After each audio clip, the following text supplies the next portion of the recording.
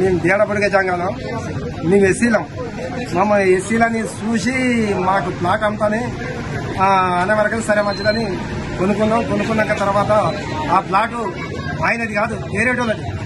వేరే పైసలు కూడా ముట్టినాక తర్వాత వేరేటోళ్ళ ప్లాట్ నాకు అయినాక తర్వాత అది ప్లాట్ ఆయనది కాదు, వేరేటోళ్ళ ప్లాట్ నాకు అమ్మినాక పైసలు మొత్తం ముట్టినాక తర్వాత వేరే అయితే మాకు వేరే ఇల్లు కట్టుకున్నాక తర్వాత వేరేటోళ్ళు వచ్చిన వేరేటోళ్ళు అప్పుడు కూడా రాలేదు.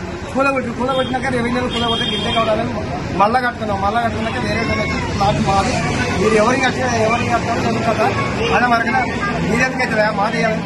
అయినా కానీ మమ్మల్ని ఎస్సీలమని చిన్న చూపు చూసి మమ్మల్ని ఈ ఇబ్బంది పెట్టుకుంటే చాలా బాధాకరం. అయితే మేము కార్పొరేటర్ 6వ డివిజన్ కార్పొరేటర్ పల్లపు రవి మంచోడని నమ్మి ఆయన్నే ప్లాట్ ఇస్తా అని చెప్పి మాకు మా వాళ్ళకి ఫోన్ చేస్తే సరే అని చెప్పి తీసుకోవడానికి మేము అంగీకరించినాం. కానీ ఆయన దొంగ ప్లాట్లు అమ్ముతాడని ఇట్లా వేరేటోళ్ళ ప్లాట్ మాకు అమ్ముతాడని మాకు తెలియదు.